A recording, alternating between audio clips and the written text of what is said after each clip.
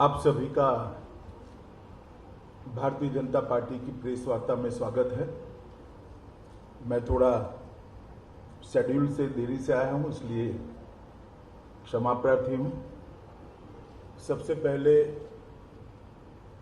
अब शायद 14 अप्रैल के पहले मिलना न हो, इसलिए सबसे पहले आप सभी को बंगाल के नववर्ष की बहुत बहुत शुभकामनाएं देता हूं और बंगाल की जनता को भी आपके माध्यम से बंगाल के नए साल की शुभकामनाएं देता हूं।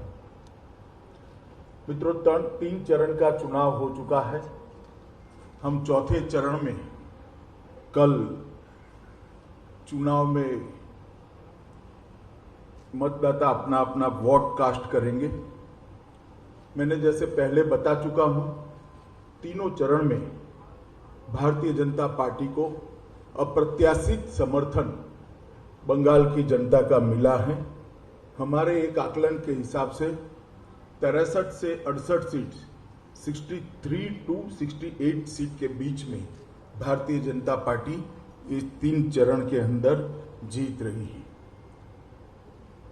मित्रों, और तृणमूल कांग्रेस का फ्रस्ट्रेशन उनके व्यवहार से, उनके भाषणों से, उनकी बातचीत से स्पष्ट रूप से दिखाई पड़ता है। जिस प्रकार की टिप्पणी ममता दीदी ने सुरक्षा बलों के लिए की है, मुझे आश्चर्य है कि सार्वजनिक जीवन में मेरा बहुत लंबा समय गया है, मैंने ऐसी टिप्पणी कभी नहीं देखी। कोई राज्य की मुख्यमंत्री और राजनीतिक दल की अध्यक्षा अगर ये कहती है कि सीएपीएफ का आप घिराव कर लो, उनको घेर लो, रोक लो, मैंने ऐसा दृश्य मेरे राजनीतिक जीवन में देखा है। ये क्या कहना चाहती है? लोगों को अराजकता की ओर ले जा रही है, चुनाव को शांतिपूर्ण ढंग से समाप्त नहीं होने देना उनका उद्देश्य है, या फिर हर बार की तरह रेगिंग से चुनाव जीतने का उद्देश्य है? मैं इनकी बात को नहीं समझ सकता। और वो बार बार आरोप लगा रही है कि गृह मंत्रालय के इशारे पर सीएपीएफ चुनाव को डिस्टर्ब कर रहा है। दीदी को मैं एक कॉमन सेंस की बात बताना चाहता हूं कि सीएपीएफ जब चुनाव के काम में लगते हैं तब गृह मंत्रालय का कंट्रोल नहीं होता है। पैरामिलिट्री फोर्सेस पर कंट्रोल चुनाव आयोग का होता है। इतनी सादी सीधी बात भी अगर उनको मालूम नहीं है तो मैं मानता हूं कि उनकी बौखलाहट बहुत बड़ी हो गई। हमारे कार्यकर्ताओं पर लगातार हमला होना, हमारे प्रदेश अध्यक्ष दिलीप घोष पर विगत 2-3 दिनों में ही हमला हुआ। कल भवानीपुर में पुलिस स्टेशन के अंदर हमारे कार्यकर्ता बैठे थे, तब उन पर हमला हुआ। और इस हमले के खिलाफ तृणमूल कांग्रेस के एक भी नेता की खंडन की टिप्पणी नहीं है। ये लोग मुंह इशारा कर रहे हैं, मौन इशारा कर रहे हैं कि आप करिए। सार्वजनिक जीवन में इतना तो एक आम बात होती है कि किसी भी हिंसा, किसी भी प्रकार की हिंसा होती है, किसी भी राजनीतिक दल के कार्यकर्ताओं पर हिंसा होती है, सभी लोग इसकी निंदा करते हैं, भर्त्सना करते हैं। मुझे लगता है कि इससे भी तृणमूल कांग्रेस अपना आपा खो बैठी है। जिस प्रकार से इन्होंने माइनॉरिटी वोटर्स को अपील की है कि एकजुट हो जाइए और तृणमूल कांग्रेस के लिए वोट करिए, वो बताता है शायद उनके माइनॉरिटी वोट भी अब धीरे धीरे धीरे धीरे धीरे उनसे खिसक रहे हैं, कहीं और जा रहे हैं, और ये डर भी उनको सता रहा है। वरना इस प्रकार की अपील किसी भी मुख्यमंत्री के मुंह से, किसी भी पार्टी के अध्यक्षा के मुंह से मैं नहीं मानता कि ये उचित है। इस प्रकार के काम करने की बजाय दीदी को चाहिए कि हार के कारणों का एनालिसिस करें। बंगाल की जनता क्यों इनके खिलाफ है, उसका उनको एनालिसिस करना चाहिए। दीदी, बंगाल की जनता आपके खिलाफ है क्योंकि कानून और व्यवस्था की परिस्थिति पूर्णतया चरमरा गई। बंगाल की जनता आपके इसलिए खिलाफ है कि यहां पर घुसपैठ बेरोक टोक आपने होने दी है। अब तो कलकत्ता में बैठे हुए बंगाली बाबू को भी चिंता है कि 10 साल के बाद कलकत्ता की क्या स्थिति होगी, घुसपैठ अगर इसी तरह से चलती रही। बंगाल की जनता इसलिए आपके खिलाफ है। लाखों करोड़ों जो शरणार्थी आए हैं बांग्लादेश से, उनको नागरिकता देने का कानून मोदी जी लेकर आए। सीएए, अब सीएए का विरोध कर रही है, इसलिए हमारे बंगाल के मतदाता आपके खिलाफ है। तुष्टीकरण की आपकी जो राजनीति रही, इसके लिए बंगाल की जनता आपके खिलाफ है। दुर्गा पूजा में मूर्ति का विसर्जन करने के लिए कोर्ट की सहायता लेनी पड़ती है, सर्कुलर होते हैं, कुछ एरिया में सरस्वती पूजा नहीं होती। किस प्रकार का शासन आपने बंगाल को दिया है, इसको जरा पीछे मुड़कर देखिए।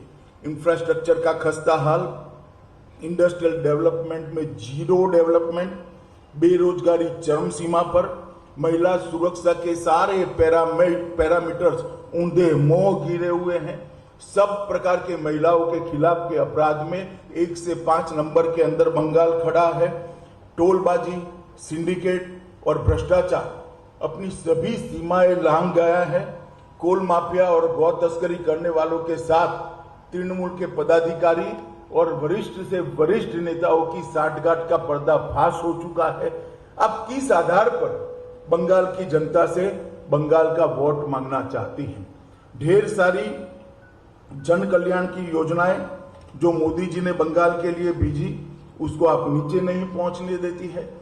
चाहे आयुष्मान भारत की योजना हो, चाहे प्रधानमंत्री जी ने किसानों के लिए 6,000 रुपया प्रति साल भेजा है उसकी योजना हो, चाहे ग्रामीण सड़क बनाने की प्रधानमंत्री ग्रामीण सड़क योजना का विस्तार हो, चाहे रेलवे के एक्सपांशन की बात हो, हर चीज में आपने अड़ंगा लगाया है। राजनीतिक दृष्टिकोण से मोदी जी लोकप्रिय न हो जाए इसके भय से बंगाल के विकास को धीरा करने का काम, रोकने का काम आपने कहा है।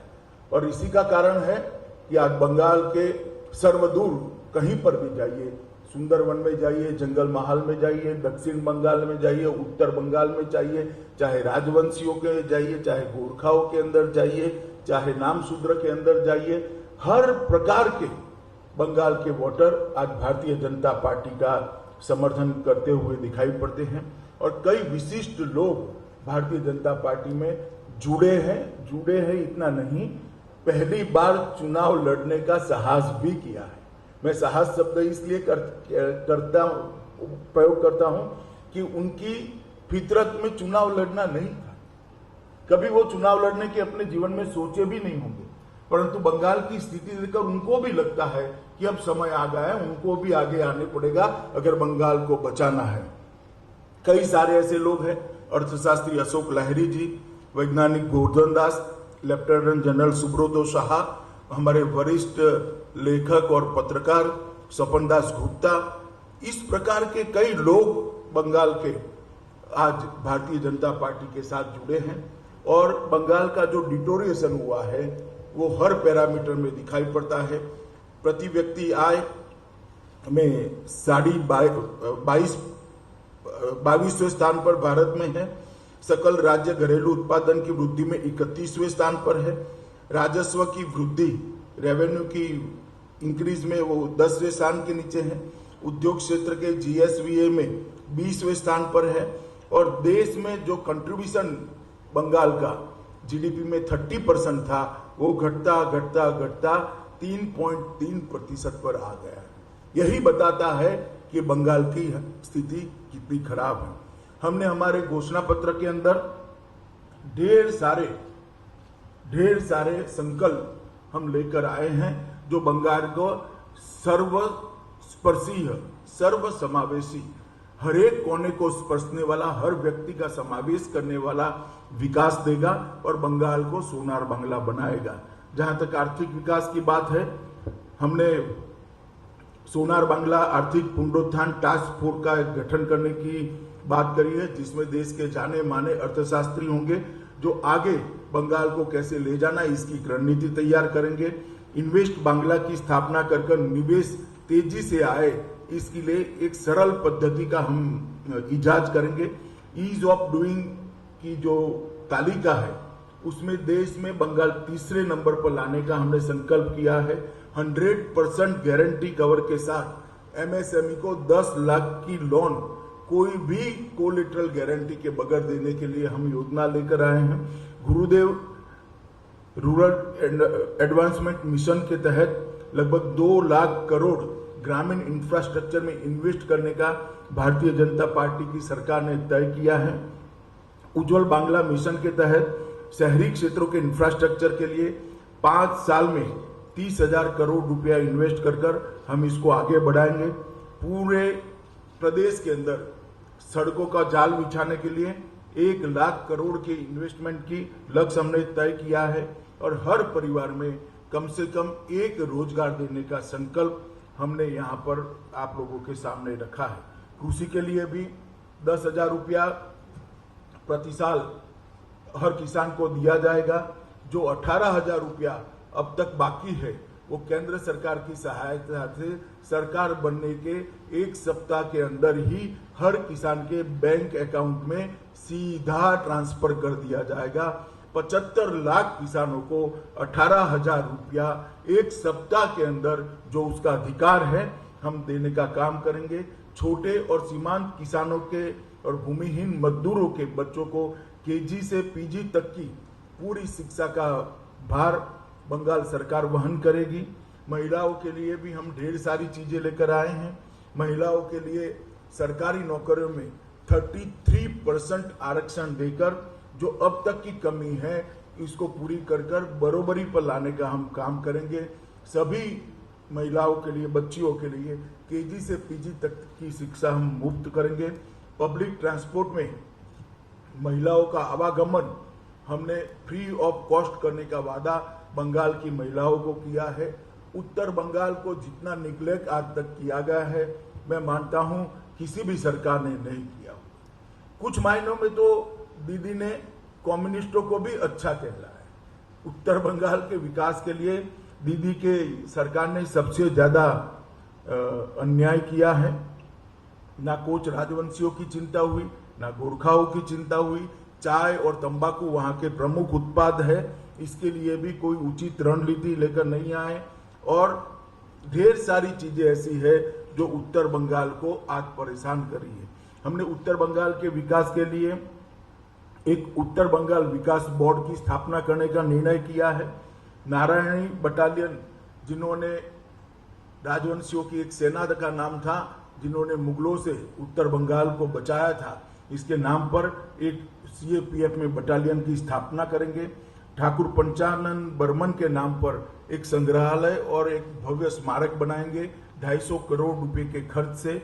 मदन मोहन मंदिर, कमलेश्वरी मंदिर, जलपेश मंदिर, इसको एक पर्यटन का केंद्र बनाकर एक सर्किट बनाने का काम करेंगे।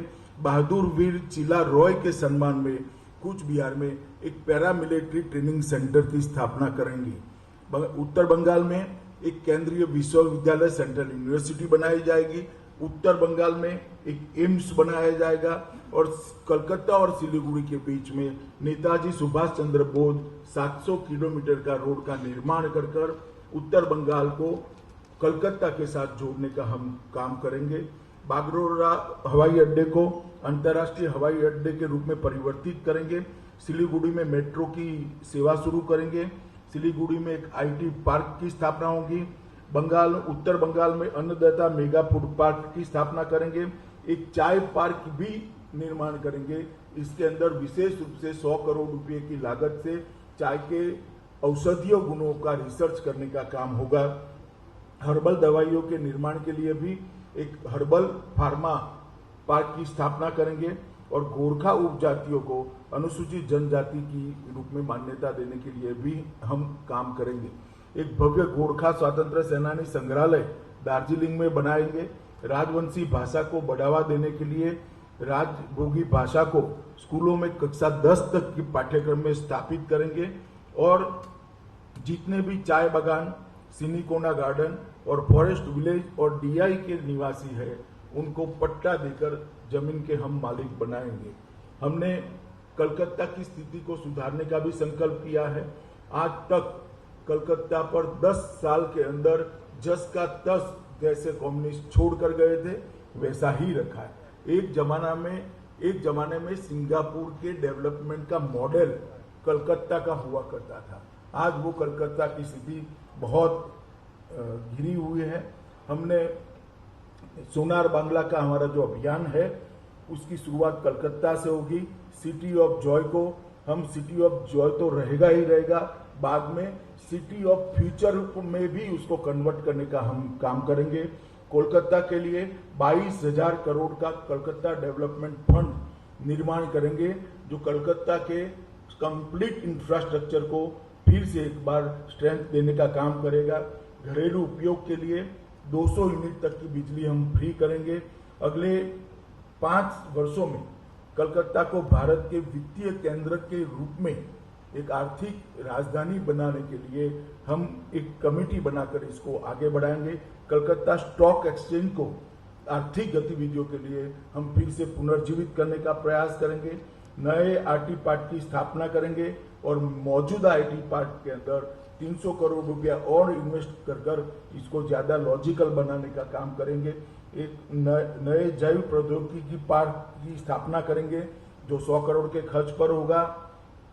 सभी इमारतों को इसका फायर ब्रिगेड का दृष्टि से ऑडिट कर हम इसको सेफ बनाने का काम करेंगे। एक नए अग्निशमन केंद्र की स्थापना और नए अग्निशमन कॉलेज की स्थापना कलकत्ता में करेंगे। हर कोने में सीसीटीवी का जाल बुनकर कलकत्ता को गुंडों से मुक्त कराने का काम करेंगे और एक ही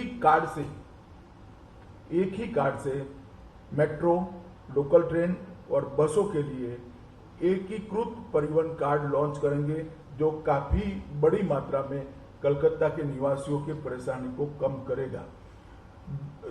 10 बहुमंजिला पार्किंग स्थान का हम निर्माण करेंगे। 1500 करोड़ के खर्च से स्वच्छ कलकत्ता का एक फंड बनाएंगे। 1000 करोड़ की लागत से रानी रासमती नदी विकास परियोजना लाएंगे। हुगली रिवर फ्रंट की आधुनिक बनाकर एक सुंदर व्यवस्था वहां पर करेंगे। कालीघाट में आदि गंगा नदी को पुनर्जीवित कर उसको कचरे डालने से प्रतिबंध लगाकर फिर से एक बार गौरव देने का काम करेंगे। 10 मॉक टावर की स्थापना करेंगे और कलकत्ता को प्रतिष्ठित यूनेस्को हेरिटेज सिटी में शामिल करने के लिए हम पूरा प्रयास करेंगे। बंगाल की संस्कृति के लिए भी बातें तो बहुत करी है, मगर दीदी के शासन में जितना हास बंगाल की संस्कृति का हुआ है शायद ही कभी हुआ होगा। मैं इनकी बातों में जाना नहीं चाहता। हम एक विजन लेकर, एक दृष्टि लेकर आए हैं। नोबेल प्राइज की तर्ज पर टैगोर प्राइज और ऑस्कार की तर्ज पर सत्यजीत रे अवार्ड कलकत्ता में बंगाल सरकार शुरू कर उसको अंतर्राष्ट्रीय प्रतिष्ठा दिलाने का काम करेगी। 11,000 करोड़ के सोनार बांग्ला फंड से कलकत्ता को देश की सांस्कृतिक राजधानी बनाने का हम काम करेंगे। गुरुदेव सेंटर फॉर कल्चर एक्सीलेंस की स्थापना कर बंगाली संस्कृति को बढ़ावा देने के लिए पूरे देश और विदेश में एक एक्सचेंज का कार्यक्रम शुरू करेंगे।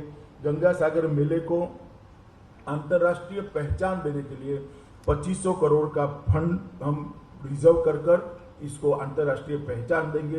पुरोहित कल्याण बोर्ड की स्थापना कर 3,000 रुपया मासिक हर पुरोहित को देने का काम करेंगे। चैतन्य महाप्रभु आध्यात्मिक संस्थान बनकर बंगाल की विरासत को नए सिरे से पुनर्जीवित करने का हम प्रयास करेंगे।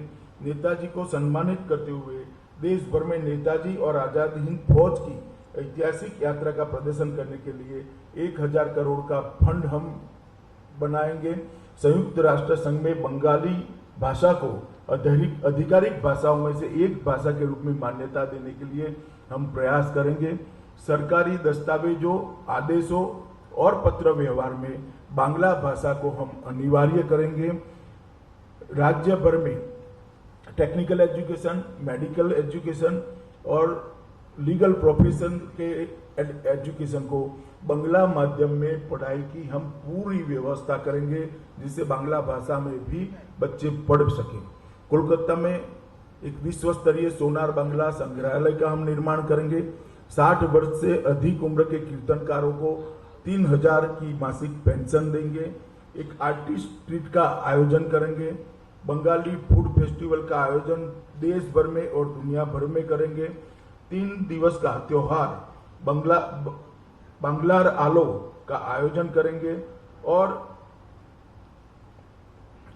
सुभाष चंद्र बोस, ईश्वर चंद्र विद्यासागर, बंकिम चंद्र चट्टोपाध्याय, रास बिहारी बोस और महर्षि अरविंदो जैसे बंगाली नायकों के नाम पर एजुकेशन चेयर देश भर की सभी यूनिवर्सिटियों में और कुछ अंतर्राष्ट्रीय यूनिवर्सिटियों में भी बनाने का काम करेंगे और 1000 करोड़ के कोष के साथ बंगाली कलाकार कल्याण बोर्ड की भी हम स्थापना करेंगे। मित्रों, अंत में मैं इतना ही कहना चाहता हूं कि भारतीय जनता पार्टी इस चुनाव के अंदर सिर्फ ममता दीदी का शासन ठीक नहीं है, वहां से नहीं रुकती। ममता दीदी का शासन ठीक नहीं है, ये तो हम उजागर इसलिए करना चाहते हैं क्योंकि हम चाहते हैं कि बंगाल की जनता तक सच्ची बात पहुंचे। परंतु इसके साथ साथ भारतीय जनता पार्टी की सरकार बनने के बाद कलकत्ता के विकास के लिए, उत्तर बंगाल के विकास के लिए, बंगाल की संस्कृति के लिए और बंगाल के समग्र विकास के लिए हम क्या करेंगे, इसका भी एक रोड मैप लेकर हम बंगाल की जनता के सामने आए हैं। 3 चरण का चुनाव हो गया है। सुरक्षित बंगाल के लिए मैं सभी मतदाताओं को अपील करता हूं कि सुरक्षित बंगाल के लिए आप बाकी के 5 चरणों में भी भारतीय जनता पार्टी के पक्ष में भारी मतदान करिए।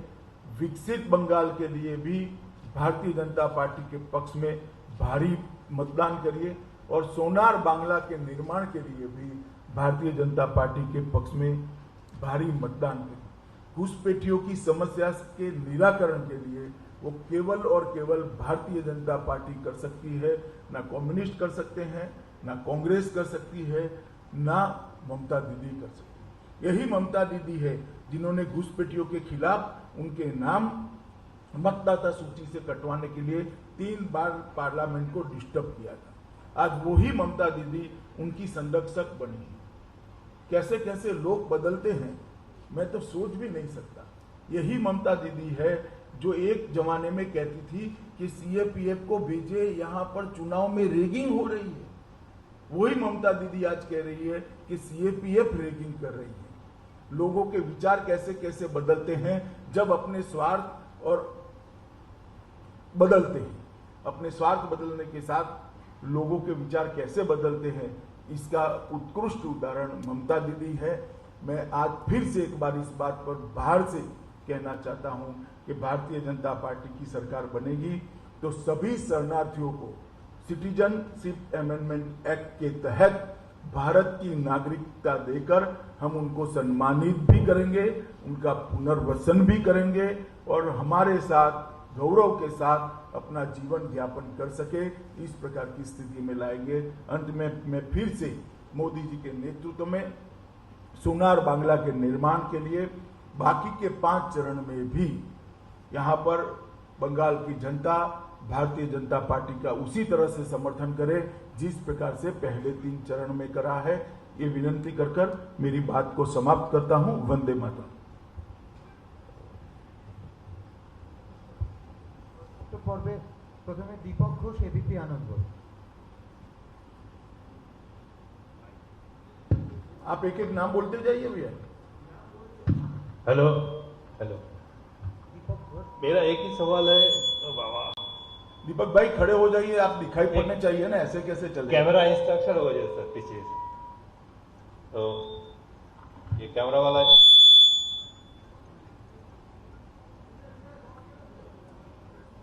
बताइए।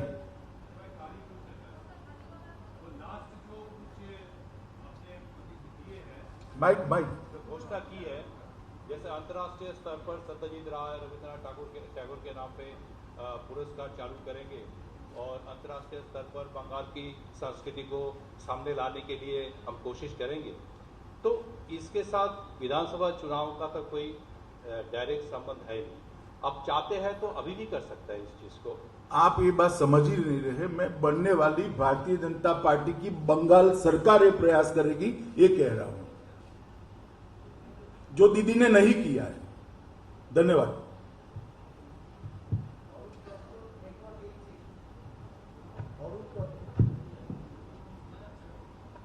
Sir, you have already, Arup Datta from News 18, you have already told that political violence is gradually increasing. तो अभी जो 2-3 फेज इलेक्शन हुआ था, तो उसके बाद में जो देखा है political violence, political clash in between particularly TMC and BJP is gradually increasing. And not only in between the political party leaders and workers, but also media also being targeted. Yesterday, you have already mentioned Rudronil Ghosh and namely Ranjidev Sengupta has been attacked, and media also being targeted. So how far you are hopeful in the forthcoming election that it could be fair, free and fair election? देखिए, मैंने 3 चुनाव बंगाल के नजदीक से देखे हैं। 2016 के चुनाव में भी मैं भारतीय जनता पार्टी का अध्यक्ष था, पंचायत चुनाव में भी मैं भारतीय जनता पार्टी का अध्यक्ष था, तो बंगाल का चुनाव देखता था, और लोकसभा के चुनाव भी देखे।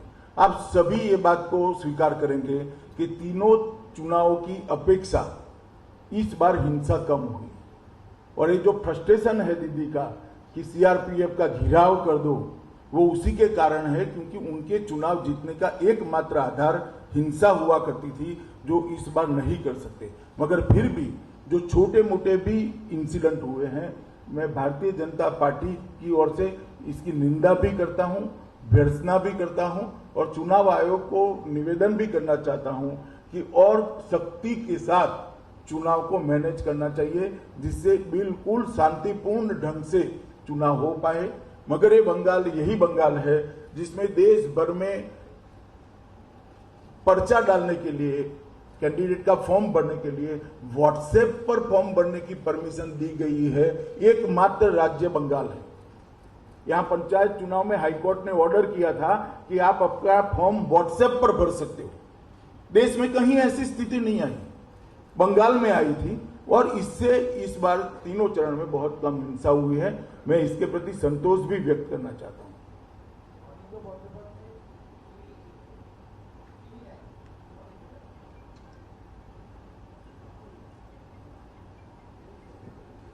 सर,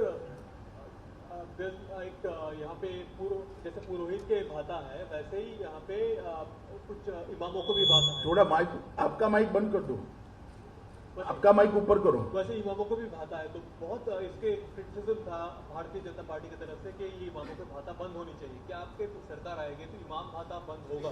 क्या कहते हैं? इमाम के लिए स्टाइपेंड जो है, देखिए, मैंने मेरा पॉजिटिव एजेंडा आपके सामने रखा है, मगर भारतीय जनता पार्टी किसी भी के साथ पक्षपात करने की मत की नहीं है, किसी एक धर्म विशेष के साथ करने की मत की नहीं है। जो करना है वो सबके लिए करना चाहिए, और नई सरकार बनेगी वो ही इसके बारे में निर्णय करेगी।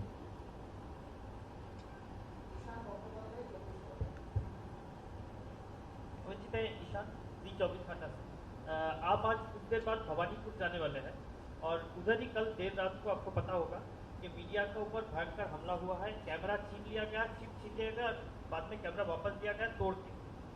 पुलिस अभी तक किसी के खिलाफ कोई एक्शन नहीं लिया। टीवी पर आइडेंटिफाई किया गया है कौन लोग हमला किए, इसके बारे में आप कुछ बोलेंगे? मैं जरूर मानता हूं कि चुनाव आयोग ने मीडिया पर के हमले को बहुत गंभीरता से लेने चाहिए, तुरंत एक्शन लेना चाहिए। भारतीय जनता पार्टी के कार्यकर्ता जो कंप्लेन रजिस्टर करने गए थे, उनका भी पुलिस स्टेशन के अंदर घिराव कर उनको पीटा गया है। ये बहुत गंभीर बात है और इस पर तुरंत कदम उठाना चाहिए। Amit Pandey ji, TV 18। Amit Pandey, news 18 India से।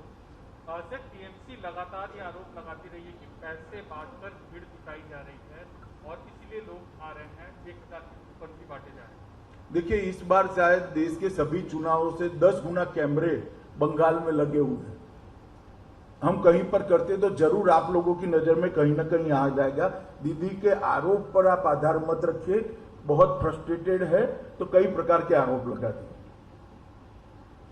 मनोज दी, एबीपी न्यूज। अमित जी, मेरा सवाल है कि ममता बनर्जी ने बार बार आरोप लगाए हैं कि ये कहा है कि सारे मुसलमान एक साथ एक जगह वोट दें, सारे वोट एक जगह एक साथ वोट पड़े।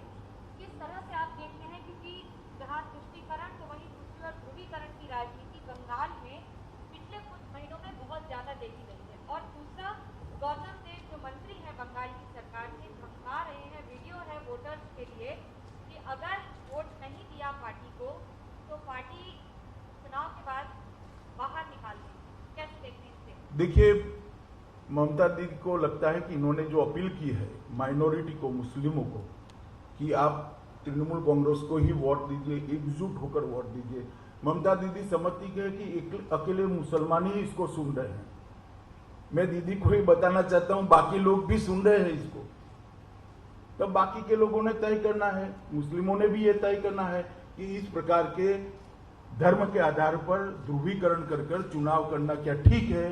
बाकी के लोगों ने भी ये सोचना है कि भाई आपसे तो मांगते ही नहीं है, तो आपको देना क्या ठीक है, ये तय करना पड़ेगा।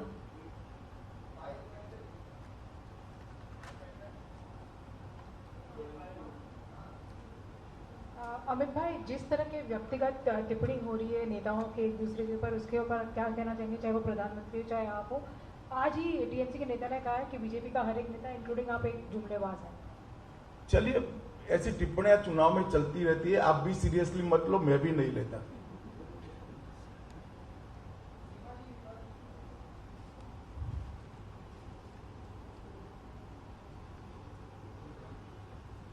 सर, मेरा सवाल आपसे है, प्रधानमंत्री की एक तस्वीर आई थी मुस्लिम युवक के साथ, मुस्लिम युवक के साथ प्रधानमंत्री की एक तस्वीर आई थी, उसको लेकर ओवैसी ने तंज कसा है, ट्वीट किया है बकायदा कि बांग्लादेशी मैं नहीं हूँ, ये युवक ने कहा है। और एनआरसी को लेकर तंज कसा है कि मैं कागज नहीं दिखाऊंगा, मैं बांग्लादेशी नहीं हूँ, ये कहा है पीएम के कान में उस युवक ने जिसकी तस्वीर आई थी। ये ओवैसी का बयान है। आप चलिए, ओवैसी जी की बहुत सारी टिप्पणियों पर मैं तो टिप्पणी नहीं करता, मैं उनको इतना ही कहता हूं, वो भी किसी हिंदू के साथ तस्वीर खींचा ले जरा, बैठे।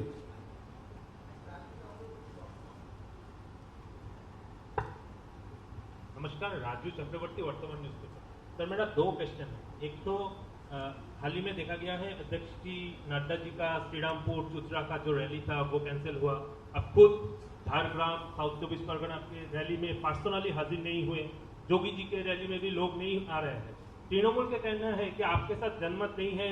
नहीं, आपका क्या कहना है? तृणमूल छोड़ो ना, वो आपको मोदी जी की, नड्डा जी की सफल रैलियां, योगी जी की सफल रैलियां नहीं दिखाई पड़ती है? नहीं सर, मैं बोल रहा हूँ, आप तृणमूल के प्रवक्ता क्यों बन रहे हो? मैं आपको पूछता हूं, आपको क्या लगता है? चलिए मेरे साथ आज रोड शो में।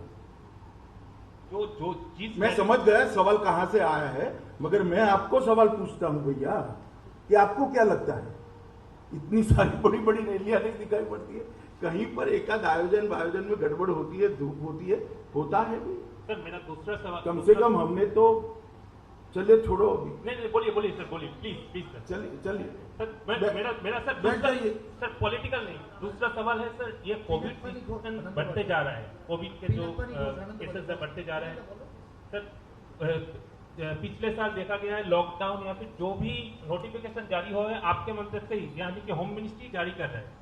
अभी ट्रेन, बस, मेट्रो पे एक ही चर्चा हो रहा है कि केंद्र सरकार क्या फुल लॉकडाउन में जाएगा? आप क्या कहेंगे? देखिए, आपने शायद अंतिम नोटिफिकेशन हमारा नहीं देखा है।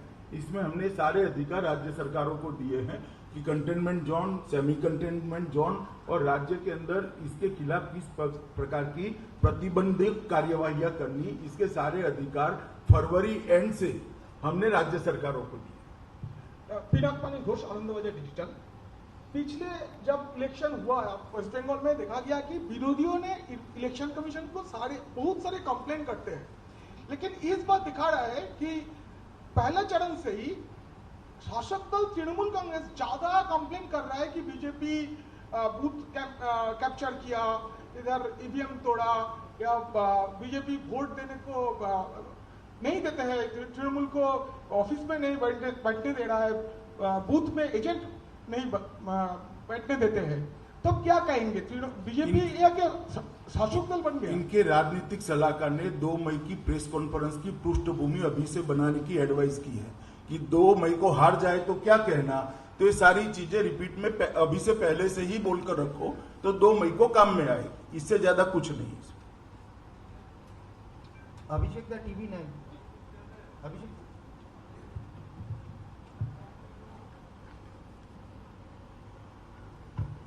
अमित जी, अभिषेक उपाध्याय, टीवी 9 भारतवर्ष से। पिछले 48 घंटे में इलेक्शन कमीशन ने 2 नोटिस दिए हैं। एक नोटिस दिया है ममता बनर्जी को मुसलमानों को एकजुट करने के बयान पर, जो सवाल अभी आपसे पूछा गया है। दूसरा नोटिस दिया है शुभेंदु अधिकारी को ममता बनर्जी को बेगम कहने और मिनी पाकिस्तान की बात कहने पर। इस तरह की राजनीति पर क्या कहना है आपको? दोनों ही पक्षों से हो रहा है। मैं मानता हूं दोनों ने अपना जवाब देना चाहिए। इलेक्शन कमीशन से बड़ा जब चुनाव होता है कोई नहीं होता है। इलेक्शन कमीशन का नोटिस दोनों ने देना चाहिए, और मेरी जो इंफॉर्मेशन है शुभेंदु जी तो जवाब भेज रहे हैं। पौलो में आज तक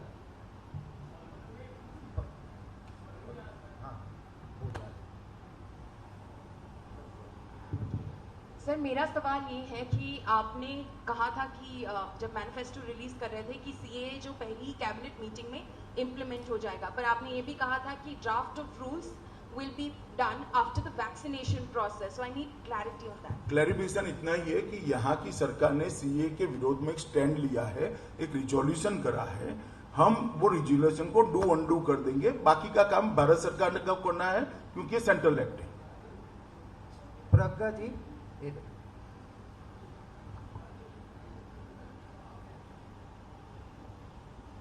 सर, आपने कहा ममता बनर्जी और शुभेंदु जी अपना जवाब इलेक्शन कमीशन को देंगे, पर ममता बनर्जी रैली में जवाब दे रही है इलेक्शन कमीशन की जगह। उन्होंने कहा है कोई फर्क नहीं पड़ता चाहे मुझे 10 नोटिस इशू हो जाए, बल्कि इलेक्शन कमीशन को नरेंद्र मोदी जी से पूछना चाहिए, वो हिंदू मुस्लिम कर रहे हैं, उनको क्यों नोटिस नहीं जाता। इलेक्शन कमीशन पे भी सस्पेंशन टास्क कर रही है ममता। देखिए, आपके सवाल का एड्रेस गलत है।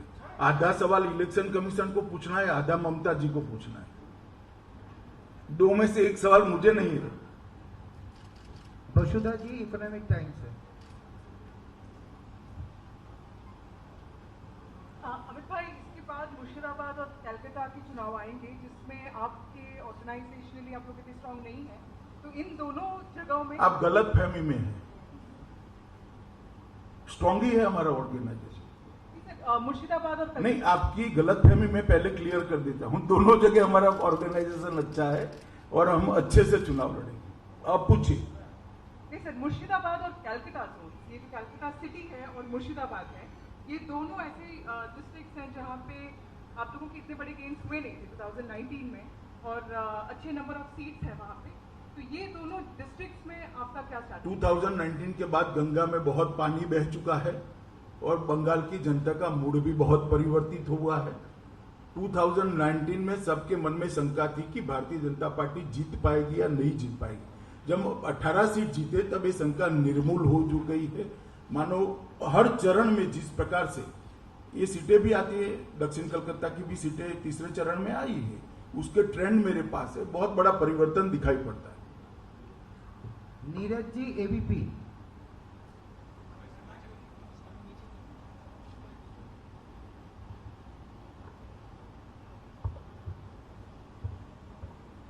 सर, मेरा सवाल आपसे है कि राहुल गांधी की पार्टी कांग्रेस चुनाव लड़ रही है यहाँ लिफ्ट के साथ मिलकर, लेकिन एक भी दिन राहुल गांधी में इन्वॉल्व नहीं है। क्या आपको लगता नहीं है कि कहीं ना कहीं टीएमसी के साथ इंटरनल सपोर्ट में है कांग्रेस?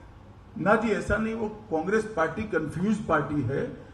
केरल में वो कम्युनिस्टों के खिलाफ लड़ रहे हैं, यहाँ कम्युनिस्टों के साथ लड़ रहे हैं। शायद आप सब सवाल पूछोगे, इसी डर से वो आए नहीं। रिपब्लिक बांग्लादेश, शिवाशीष। अमित जी, मैं शिवाशीष, रिपब्लिक बांग्ला से। मेरा प्रश्न है कि पहले यहाँ पे विधान परिषद हुआ करता था कई साल पहले। टीएमसी ने मैनिफेस्टो में भी इसका जिक्र किया है, और आपके कुछ कैंडिडेट जैसे शुभेंदु अधिकारी, उन्होंने भी कहा है कि हम कोशिश करेंगे कि विधान परिषद फिर से लाने के लिए। तो आपका क्या मानना है इनके ऊपर? अब बंगाल के हमारे जो मुख्यमंत्री बनेंगे इस पर निर्णय करेंगे। मुझे लगता है कि आप लोग अब खींच कर सवाल पूछ रहे हो, सवाल खत्म हुए हैं। इनको दे दीजिए एनडीटीवी को। हाँ दे दो। मणिदीपा दी। सर 2-3 क्वेश्चन है, इफ आई मे। एक पूछ लीजिए आप। एक तो मैं पूछ लूं, पहली बार कि आपने कहा कि एक नोटिफिकेशन हुआ है MHA say about lockdowns etcetera etcetera, पर आप आए हैं आज दो आप रैलीज करेंगे, रोड शोज करेंगे, बाकी पार्टियां भी कर रही हैं, और कोविड का जो महामारी बना हुआ है इस बार भयानक है। आपको क्या लगता है कि पॉलिटिकल पार्टीज को रीथिंक करना चाहिए अपना पॉलिटिकल कैंपेनिंग स्ट्रैटेजी? नहीं तो साधारण लोग तो एकदम मारे जाएंगे, और वैक्सीन भी कम पड़ रहे हैं। देखिए, पहले तो वैक्सीन कम पड़ रहे हैं, ठीक बात नहीं है। सब राज्यों में वैक्सीन उपलब्ध कराए गए हैं और जितना चाहिए उतना उपलब्ध हो रहा है। दूसरी बात, जहां तक पॉलिटिकल कैंपेन का सवाल है, ये चुनाव आयोग को तय करना है कि इलेक्शन कब कराना है और कैसे कराना है।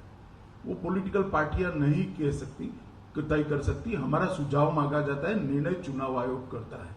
तो मैं मानता हूं संविधान में और कोई व्यवस्था, अंतरिम व्यवस्था नहीं है कि जहां पर असेंबली या पार्लियामेंट का आयुष्य खत्म होता है तो इसके बाद कोई टेम्पररी व्यवस्था का प्रोविजन नहीं है। शायद इसलिए चुनाव आयोग ने चुनाव कराना पसंद करा होगा, और ये बात सही है।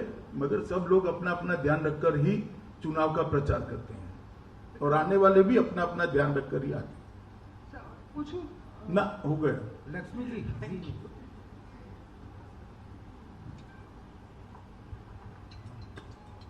सर, मैं लक्ष्मी जी मीडिया से, मेरा सवाल ये है कि सेकंड फेज में केशवपुर क्षेत्र पर जब लोगों को वोट नहीं डालने दिया जा रहा था, हमने वो खबर दिखाई, उसके बाद हमारी टीम पर हमला हुआ।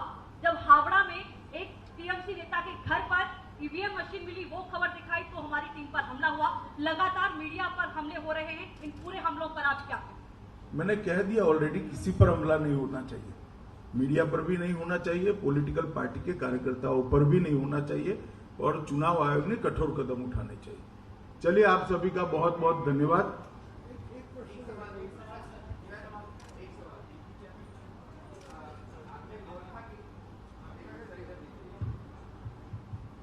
माननीय गृहमंत्री, मैं सुमंत रायचौधरी, ईटीवी भारत से। एक तो ये माना जाता है कि बंगाल के नए उद्योग की स्थापना के लिए 2 रुकावट है। एक है जमीन नीति, जिसका आंकड़े में सिंगूर में मोटर फैक्ट्री होते होते रह गया।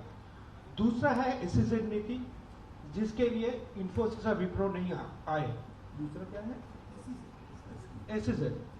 सो इस संदर्भ में मेरा सीधा सवाल है आपसे, अगर बीजेपी का गवर्नमेंट आए, ये जमीन नीति और SEZ नीति में कोई बदलाव आएगा?